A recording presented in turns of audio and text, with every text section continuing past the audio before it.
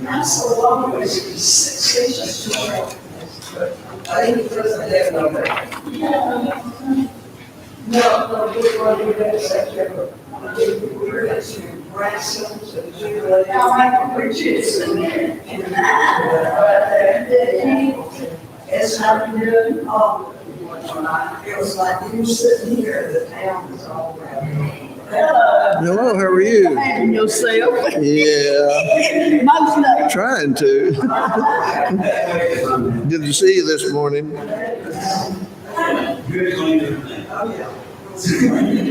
Tickets was $100 a piece, and I thought, it's worth it. How about that? I really, back when we were chasing.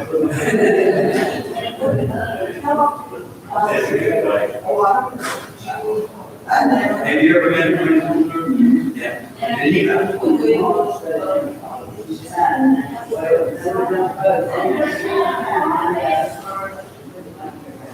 And all we did was go to the preaching, singing, and age. That's important.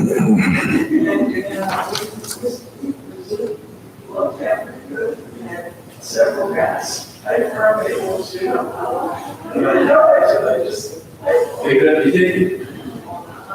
It was a brother of one of the ladies, and he was somebody, one of the, age 3 of the 3 ladies.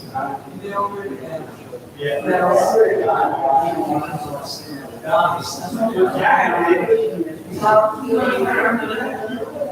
it was relatively something.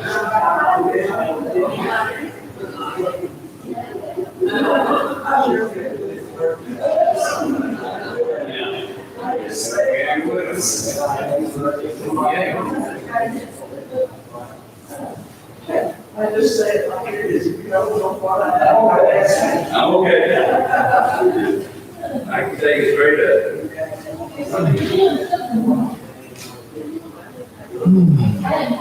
Brother Jack, you okay? I'm here.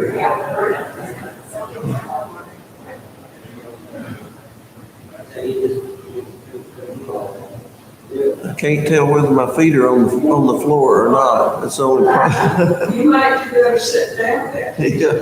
Yeah. Why don't you sit down? I thought about that.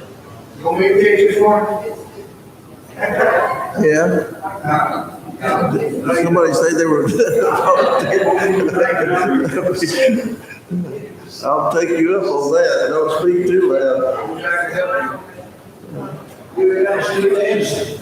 It's in that closet. Where's the key at?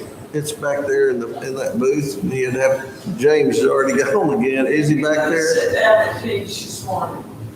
Huh? You need to sit down and teach.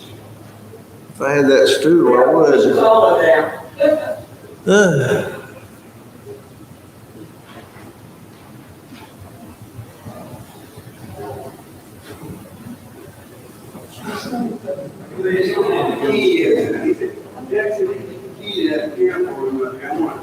As a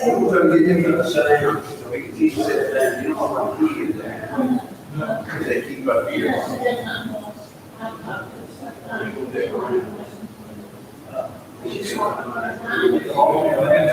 Picking up the fragrance here, light up facing all right from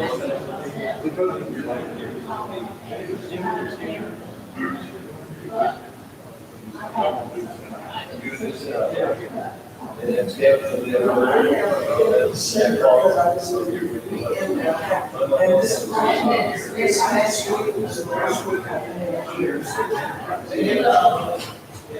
You want me to get more chair like this? That's awfully low. Well, I tried to find it stupid, but I didn't know what you had to hold everything down. Yeah. I don't know where that key is. I'm still trying to find it. Yeah, it's hard to find. They know where I it's don't know. That's at. what I'm saying. I'm not going to dig it around. Yeah.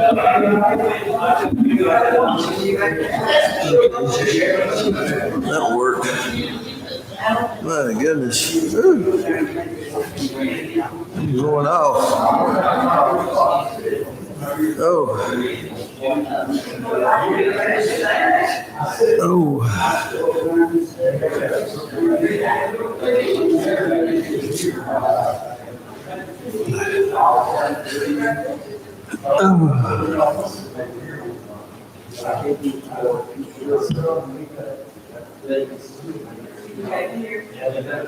See, I'm accused of Virginia trying to call me still in that room slap. I said, you tried to call that room, yeah. He said, he's like, what are you doing? I can't hear you.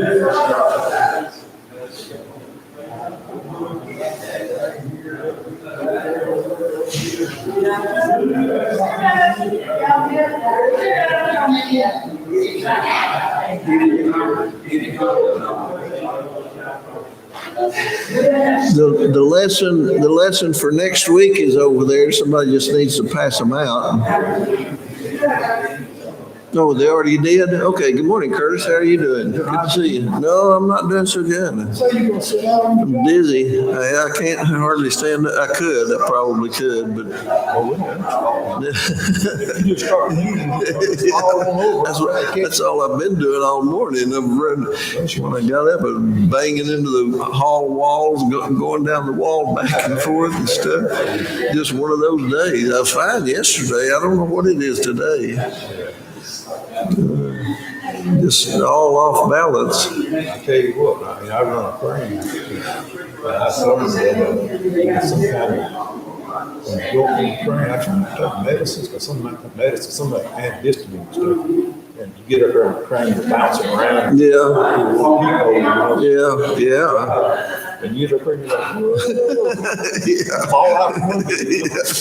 Yeah, right. Some of the medicine, I don't take it, I don't deal with the science. Yeah, I haven't had any medicine, nothing extraordinary other than just the ones I usually take. That's, like I say, I have no idea why.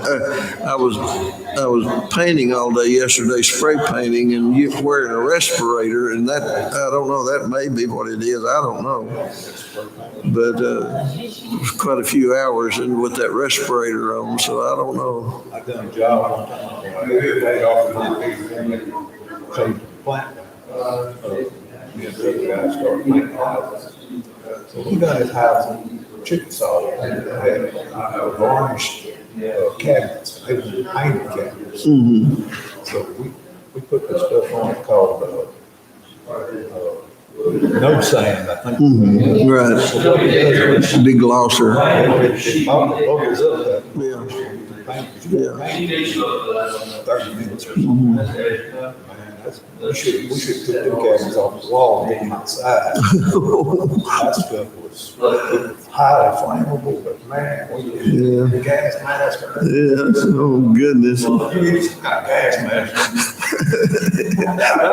Yeah. Well, good morning, everybody. We're glad to see you out this morning. I'm going to have to sit down for a little while. Just a little bit lightheaded this morning. And want a prayer request, if want to remember preacher, and especially remember Edie. She's under the weather as well. And so we know you keep her in your prayers, and hope that you'll just make special prayers. Thank you, Wayne. Appreciate that. Jim's not here. But keep Edie in your prayers, and have special prayers for her during this time. We're thankful for Jimmy and Emily, and for Alex and Rebecca. And Rebecca has if you've noticed in the bulletin, that she has a shower coming up this month. This coming Saturday, yes. This coming Saturday. So a baby shower for her. Huh? I'm sorry. She said, do I know what time? I told her 2:00. Okay, at 2:00 this coming Saturday. It's, I think it's here on the front, isn't it? Yes, right there. It's right there on the front of the bulletin.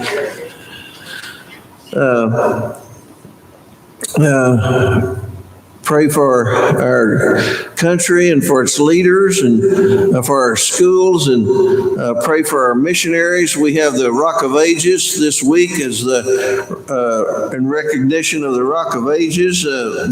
These first three up there are some of the leaders of it, the executive officers, and then two of our missionaries that are there, and then another missionary for the Rock of Ages, and two of them out of our church.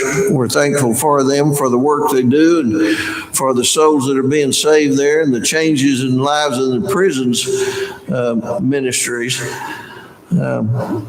Pray for Israel, pray for the peace of Israel and all of its situations and stuff going on. Pray for our student ministries and for today's services. Hope you've already been praying for today's services and for Ukraine situation that's over there. We have for our church family there, and some of the most recent ones up there, Jenna McCullough and Elsie both, but Jenna's been having some real troubles and she just barely been getting around, and if you would remember her, and she really wants to get back in church and just hasn't been able to. So pray for her as well. And Ann Smith is the same way. She's had a fall, of course, and broken her hip, and so pray for her. And Angie, Ann Smith should be back in 2 weeks, she said. Last I talked to her, so she's doing better. Ann Smith. And Angie's doing better as well. Yeah. Thank you for prayers. She went back to Birmingham this week. Yes. Okay. And they took out the stitches. The doctor said that everything was looking fine. She goes back in another month. Okay, good. So Angie got the stitches out and she has a return visit in 1 month. So, but she's been still having a lot of pain. So pray for her because she's still in a lot of pain from that surgery.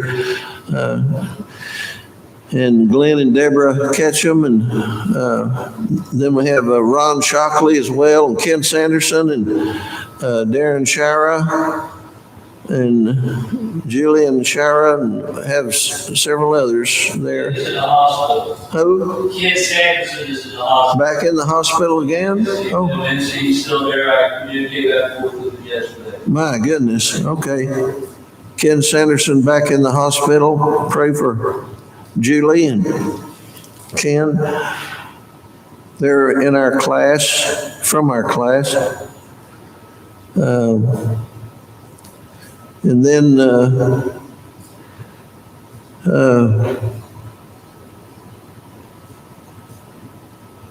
pray for Ruth Bailey. Continue to pray for her in her recovery. And do we have any other prayer requests this morning? Yes. I prayed before I went to the doctor's appointment for my 6-month diabetes checkup. He said everything was good. Oh, well, good. All right.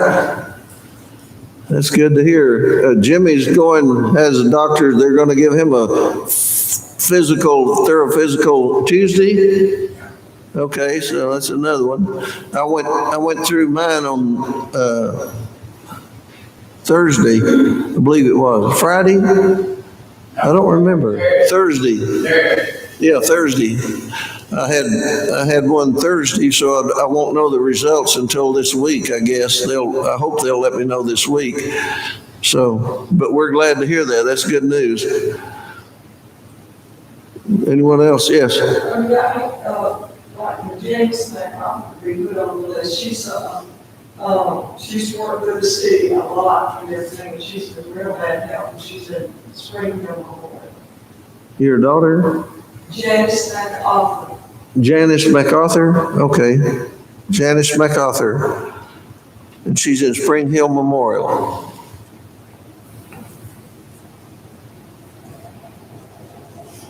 Yeah, I talked to her pastor Friday night, and so she was not really well. Oh, okay. Pastor, did you have a, Yes, the young man that married my oldest grandchild, Mary Kendall, his name is Jackson William. He had an emergency appendectomy late last night. Ronald Penny, he's over softball at South Baldwin Hospital. So put Jackson on here if you will for prayer. Jackson William. Jackson? Okay. This is his first name. Had emergency surgery last night. Yes. My step-uncle. Your step-uncle? Passed away Friday morning early, and I had prayer for the Frank Gates family. Gates family? Frank Gates family. Yeah, I think they're members of the Bible there. Okay. Okay. Frank Gates? Gates. G-A-T-E-S, Gates. Yes. Gates, G-A-T-E. Yeah, Gates. Frank Gates. Yeah, Frank Gates family. Yeah. Pray for them. That's Mike's step-uncle had a death. Just pray for that family.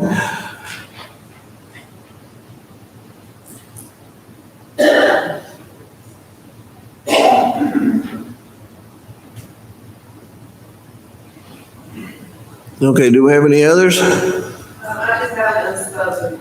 Okay, unspoken prayer request. I'm sure most of us have unspoken prayer request.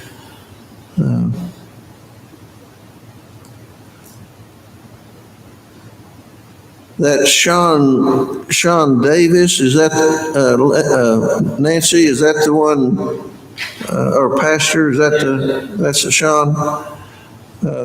They need prayer. I think he's out of work, and so remember them. Lindsay, Sean and Lindsay Davis down there. They're young Christians, and they haven't want to, but it's kind of. He was here last week, as Nancy just said. Yeah. He's supposed to be here this morning. I talked to him earlier. Okay. Remember, Sean. All right. Do we have any others? If not, Wayne, would you ask the Lord's blessings on these prayer requests for us this morning, sir? Oh, in heaven, Lord, we come to you asking prayers, Lord, the names on this list, Lord, for unspoken requests, Lord, for those who not on this list, we need prayers, Lord, as we all do. You heard our name, called up, Lord, we bring touch our souls, touch our lives, Lord, and give us a blessing this morning, Lord, be Brother Jack, as he tries to get through this lesson, Lord, give him the strength and the encouragement that we want, Lord, and be the preaching, Lord, church service, Lord. Those that have mercy on my soul, Lord, and all that they Amen. We didn't have any birthdays, We or did. what? Yes, we did. Oh, we do. We had a birthday for yesterday. Oh, I don't have Wayne. Okay, I don't have him on my list. Big 7-0. Oh, my goodness. Well, let's sing happy birthday to him then. When was that? Yesterday? Right. Friday. May the 5th. Well, that's when Joan's birthday was too. Let's sing happy birthday to Wayne then. Happy birthday to you. Happy birthday to you. Happy birthday. God bless you. Happy birthday to you. And we hope you have many more. We were driving from Belize to the United States on May the 4th and 5th through Mexico. And Veracruz, of course, is where Cinco de Mayo originated from when the French left Mexico. And we got there the day on May the 6th. We got there on May the 6th, but they still had all the bleachers and everything all on the and I told her, I said, if we had just pushed it a little bit, we could have got you here on Cinco de Mayo. You could have celebrated with all of Mexico on that. and she was French too. So anyway, we had a fun time out of that. But okay. We have coming up is, remember, of course, being much prayer for the neighborhood Bible time, and we already mentioned the baby shower, and so we also have your calendar over there.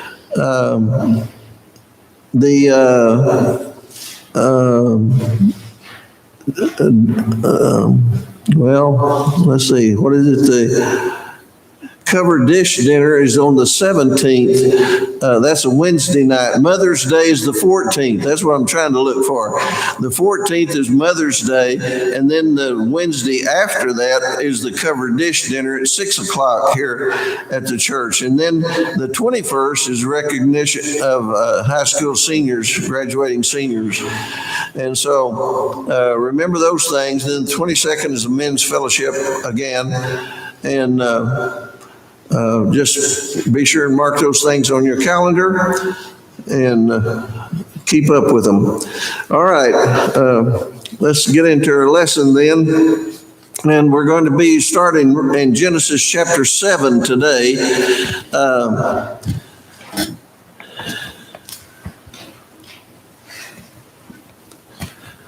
And we're going to be talking about the flood itself, and this will be the last lesson on the flood. And so we'll be moving on after this one. Genesis chapter 7 and begin in verse 1. It says, "And the Lord said unto Noah to come thou and all thy house into the ark, for thee have I seen righteous before me in this generation. Of every clean beast thou shalt take to thee by sevens, and the male and his female." So the clean beast that he had that they considered for sacrifice, they took 7 of those, male and female, and of the beasts that are not clean, by 2, the male and the female, and of fowls also of the air by 7s, and the male and the female, to keep seed alive upon the face of all the earth. For yet 7 days, and I will cause it to rain upon the earth 40 days and 40 nights, and every living substance that I have made will I destroy from off the face of the earth. And Noah did according unto all that the Lord commanded him. And Noah was 600 years old when the flood of waters was upon the earth. And Noah went in, and his sons and his wife and his sons' wives with him, into the ark, because of the waters of the flood, of clean beasts and of beasts that are not clean, of fowls and of everything that creepeth upon the earth. There went in 2 and 2 unto Noah into the ark, the male and the female, as God had commanded Noah. And it came to pass after 7 days that the waters of the flood were upon the earth. In the 600th year of Noah's life, in the 2nd month and the 17th day of the month, the same day were all the fountains of the great deep broken up, and the windows of heaven were opened. And the rain was upon the earth 40 days and 40 nights. In the selfsame day entered Noah and Shem and Ham and Japheth, the sons of Noah, and Noah's wife, and the 3 wives of his sons with them, into the ark. They and every beast after his kind, and all the cattle after their kind, and every creeping thing that creepeth upon the earth after his kind, and every fowl after his kind, every bird of every sort. And they went in unto Noah into the ark, 2 and 2, and all flesh, and of all flesh, wherein is the breath of life. And they that went in male and female of flesh, as God had commanded him, and the Lord shut him in. And the flood was 40 days upon the earth, and the water increased and bare up the ark, and it was lift up above the earth. And the waters prevailed and were increased greatly upon the earth, and the ark went up on the face of the waters, and the waters prevailed exceedingly upon the earth, and all the high hills that were under the whole heaven were covered. 15 cubits upward did the waters prevail, and the mountains were covered. So here we have an account of the flood, and it's important to know that in civilizations or ethnic groups around the world that there are well over 180, what they have recorded is 187, all have in their folklore, all have a record or an account of a great worldwide flood. And people who say that there couldn't have been a great flood, or they discounted, those things, that was just some old fairy tale or whatever. These are some of the things that we have that are certainly proof that why would so many civilizations or so many groups have this story in their folklore, and it's and they all have that a man and a woman were.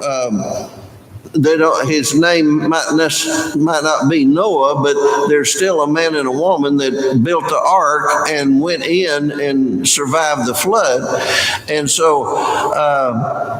This is throughout all over the earth, scattered all over the earth, not just in central little locations or whatever. And this is hard for them to explain.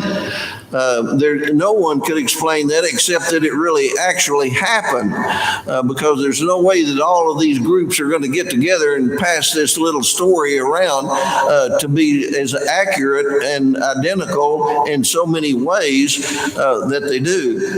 In Central America, of course, the Aztec and the Maya and the Inca all had the same story, and the European world had absolutely no contact with them until the 1500s, and so that story could not have been passed on to them, and yet they had the story of a worldwide flood in their folklore and in their history. The other thing is, we mentioned before, last week on our footnote, we had that fossils are worldwide.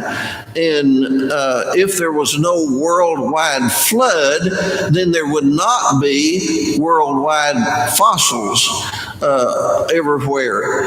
And so if there... And actually, if there had not been a flood of this proportion, of this magnitude, then there would not be fossils either. Not fossils laying on top of the ground. And nobody ever brings that up, or does not want to bring that up, because it took a flood to make fossils where they are located at. There's no other explanation for them except that. Today, we go down to the lumberyard and think nothing about it. We go down and buy pressure-treated wood, don't we? Well, what you're getting in fossils is pressure-treated creatures. That's the same thing. Only, where did the pressure come from to treat them the way that to make them fossilized? And it had to be. There's absolutely no other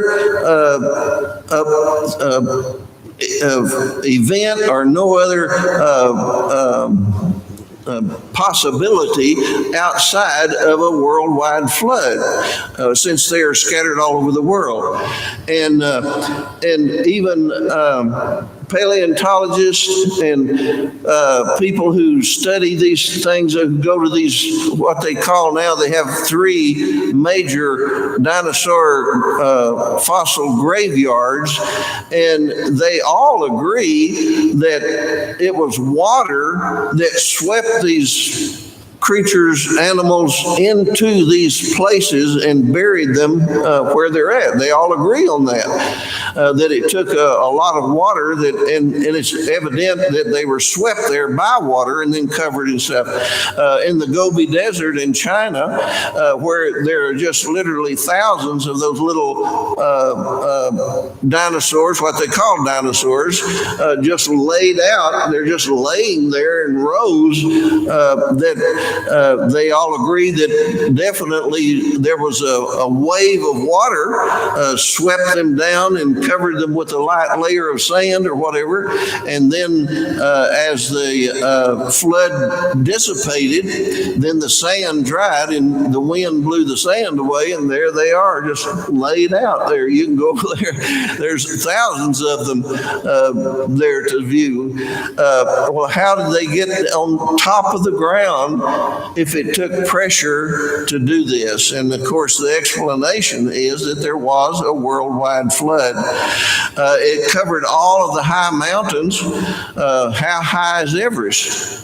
Do y'all know how? If Mount Everest was the highest mountain then, and surely it was, it's after the flood. It's the highest mountain we know of. So it was the highest mountain while the water was here, right? That makes sense. Well, Mount Everest is 29,032 feet high. And so from sea level, and then you add another 15 cubits, it says it covered at 15 cubits, which if you take the 18 inches per cubit, some use 20, but the most common is 18 inches. But even if you take the 18 inches, that's a foot and a half times 15.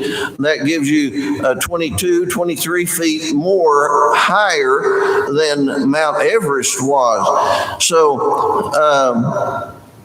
that was a 29,052, 53, about approximately feet of water over the earth.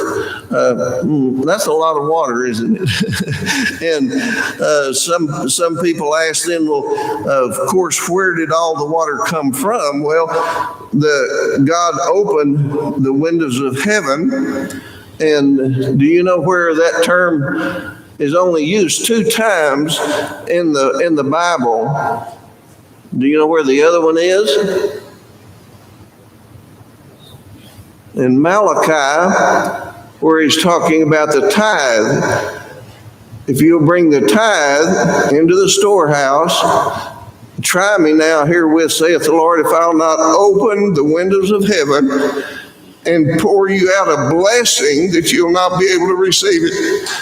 The windows of heaven, when the windows of heaven were open, it covered the earth with water.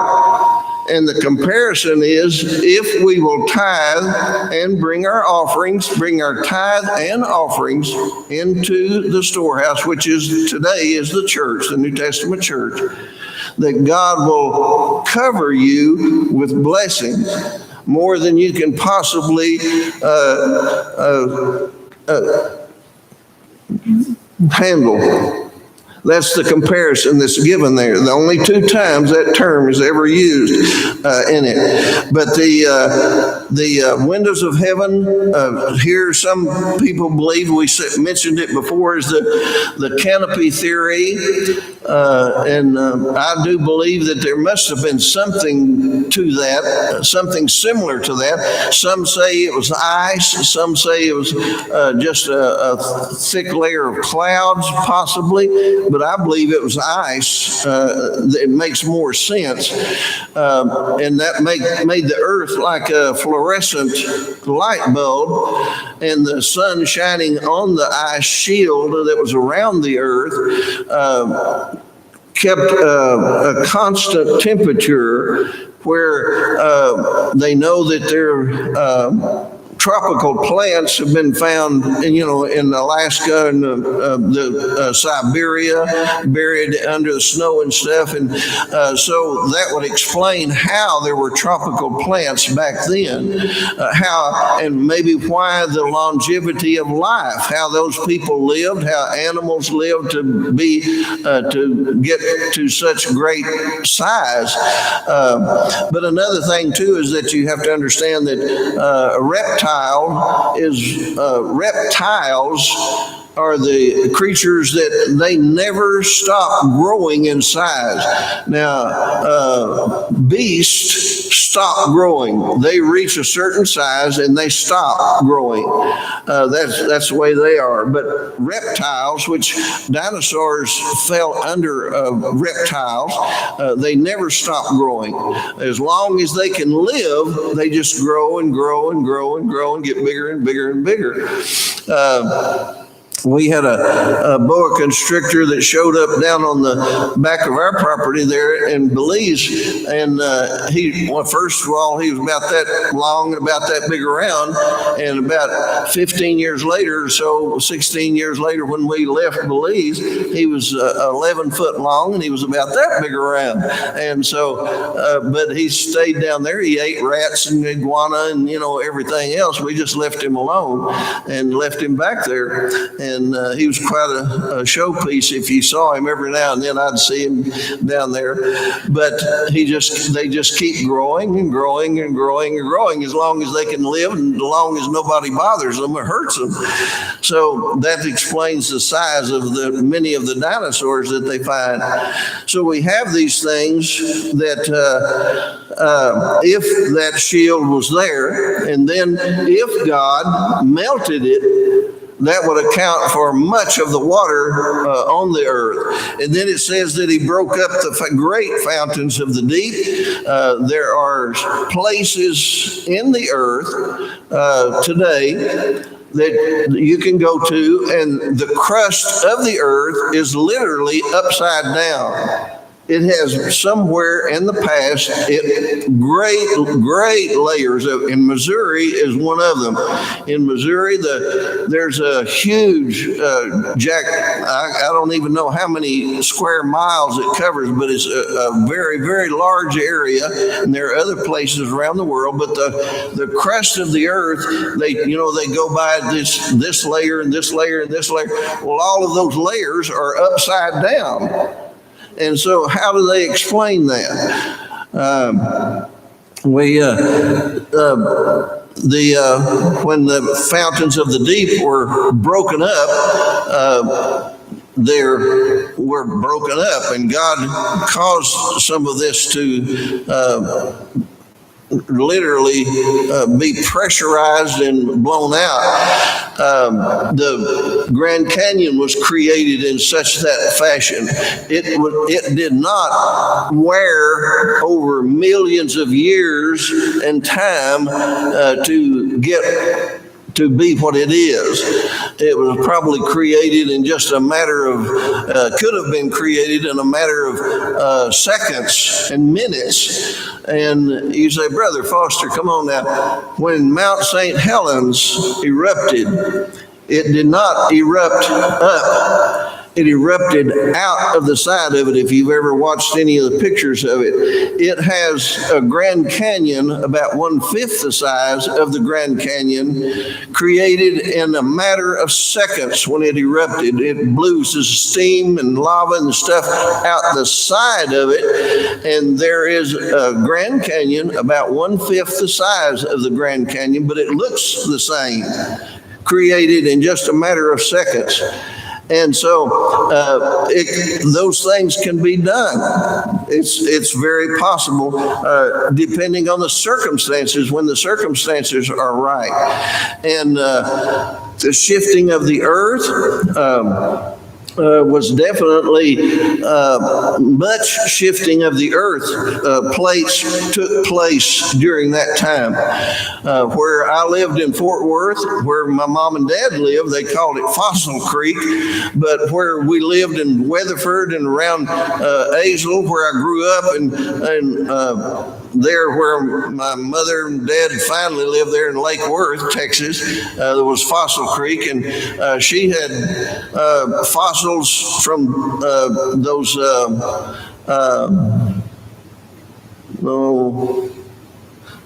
the big round shells that, well, what in the world?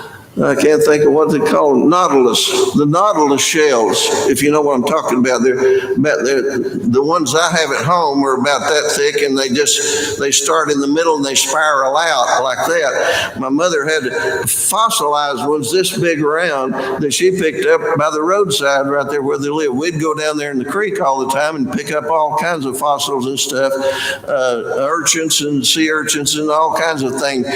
Over in Weatherford, where we would go deer hunting, the hilltop over there, we'd take a bucket usually to set on the deer hunt, and we'd take the bucket and fill it full of fossilized oyster shells, clam shells. The whole hilltop was full of them. Well, those things had to be underwater somewhere once upon a time. They were a seabed. And so all of that was seabed, and it was raised up now, and it was actually a hilltop where we would go hunting at. And Fossil Creek is, of course, it's famous. If you go around Fort Worth, Dallas area, it runs all the way from Dallas all the way over to Fort Worth area. And the fossils have been found over there are incredible and innumerable. I've got a bunch at home. Well, I think I do. I've given away most of them. So anyway, but plenty of all kinds of them. And the thing is that the sea urchins that I found, when we were in Belize, the sea urchins that I got out of the Caribbean Sea were just identical. The empty shell, live or dead shell, when all the sea urchin dies off of it, matches the fossilized sea urchin, and yet they say that these are billions and billions of years old.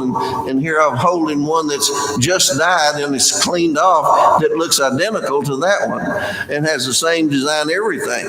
And so the years that they peg on all of this stuff is just out of their own wicked imagination, trying to deny that God had anything to do with this, that there was no flood, and they just try to deny all of this. And so they do that by placing millions and billions of years, which in reality they cannot even comprehend themselves. And that's the honest to goodness truth. Who can comprehend 1,000,000 years even? There's no way that anybody in reality could comprehend that. They try to say that carbon dating gives them that, but it doesn't. They're lying about that, because carbon dating does not and cannot possibly give them. That's been proven by Dr. Morris, who was the head of the Creation Science Research Centers, and those Christian men who operate it, been proven by them several times that carbon dating doesn't give them any accuracy whatsoever. And the carbon dating has numerous flaws in it, and it can be offset and interrupted real easily. So carbon dating that they claim they use is still not accurate. Most of the time they use their numbskull is what they use for dating that stuff. And they find something and just decide, oh, this looks like it's 20 million years old, And so right off the top of their head, without any kind of dating or carbon dating or testing or anything else. And so whenever they do that, you know that it's not accurate whatsoever. But let's look in chapter 9 it says that this was after the flood. God blessed Noah and his sons and said unto them, be fruitful and multiply. They had come out of the ark now and replenish the earth. And the fear of you and the dread of you shall be upon every beast of the earth and upon every fowl of the air, upon all that moveth upon the earth, and upon all the fishes of the sea. Into your hand are they delivered. Every moving thing that liveth shall be meat for you, even as the green herb have I given you all things. Now here, this was if there had been the canopy theory, before the flood, man and animal all ate vegetables or green things. They were, I guess you would say, vegans. How do they say it? Vegans. But there were some animals that God had appointed because of death. God had appointed them to clean up the earth, to clean up dead things, and to keep the earth clean. You can take a series of these: hogs and dogs, vultures, buzzards, things like that were to keep the earth clean. And there were various types of those animals that's what they did. In the bird family, the buzzards will pick away the meat, eat the meat off of the bones, but vultures are appointed to carry the bones and scatter the bones away. They come and they'll pick up the bones and take them off so that the bones are not left collected in one place. They carry them off. That's the same way in the animal kingdom, that certain animals eat the meat, but then there are other animals, such as the dog family, that would carry the bones away, pull the bones apart and carry them away. There are probably other animals I don't know exactly about, the hyenas, but they probably fit into that. But God created the earth originally, and because death came in, he appointed there were certain groups to keep the earth clean. And so that was what they did. But this is why some of the dinosaurs were the same, fell into that as well. Some of them were appointed to be a part of eating dead animals and to keep it clean. But they try to make them out to be carnivorous, that they ate live animals, but they didn't. They only ate dead creatures that died on the earth originally. And so before the flood, man and beast both ate vegetables, vegetable and plant eating creatures. But now it says that it changes. He says of the beast of the field. So with the direct sun coming in now, that sun shining on man, and now you have the gamma rays and the other type of things that shine and affect you, that it was necessary for a man to eat meat. But he tells them that he did not want him to eat the blood thereof. In verse 5 he says, and surely, verse 4 he says, but flesh with the life thereof, which is the blood thereof, shall ye not eat. Now, this is really amazing. Back in Genesis, this is one of the first indications, because man and his scientists in his great wisdom in the 1940s discovered that the life of man was in the blood of man. Now, isn't that strange that it's written here in Genesis chapter 9 that says the life is in the blood? I wonder why, if they couldn't understand that, they were so smart, why in the world can't they understand just a simple little thing that it says, that the flesh with the life thereof, which is the blood thereof, shall ye not eat. And so here it tells us this back in Genesis in verse 5, for surely your blood of your lives will I require, at the hand of every beast will I require it, at the hand of man, at the hand of every man's brother will I require the life of man. Whoso sheddeth man's blood, by man shall his blood be shed. For in the image of God made he man. And you, be ye fruitful and multiply, bring forth abundantly on the earth and multiply therein. And so now they were to eat meat, and things changed considerably, but they were not to eat the meat thereof. And of course, the sentence for death, for murder, was passed at that time. And we see that until man became so benevolent in our day and time that they took away the death sentence. Now, they're better than God today. Man is better than God today because we don't kill people anymore. We don't put people to death anymore. We're so good. God is so bad and we are so good. But we see that God's word still stands true, and God is true and man is a liar, isn't he? No matter what they do and no matter what they say. So we see that things changed considerably after the flood, and we're out of time, and this is going to conclude our study of the flood and those things. Did anybody have a question or anything to add to what we've said or done so far? Yes. You were talking about the Dallas Fort Worth, Central Texas area, and the fossils. Yes. Anybody really think about geography, it's a long way from any major body of water. Oh, yeah. Yeah. Okay, I mean, how far is it, right? Yeah. That's about 600 miles from the Gulf of Mexico. Yeah.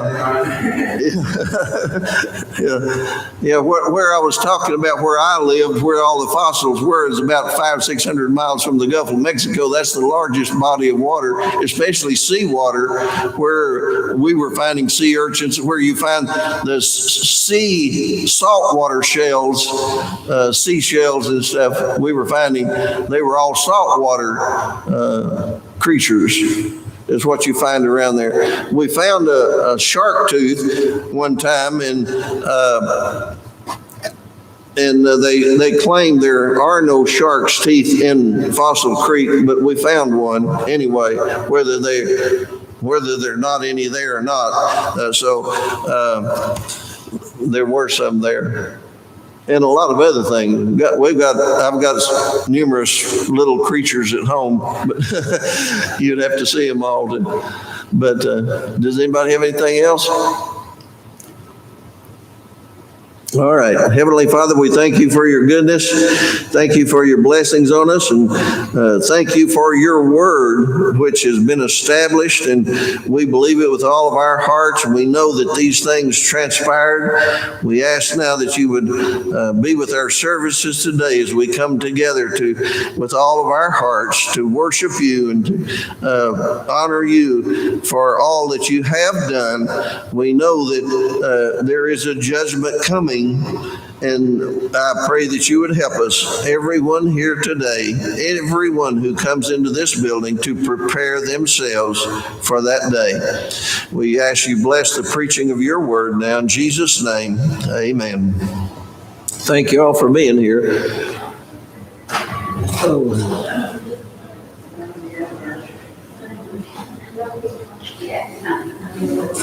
Oh my goodness. Thank you.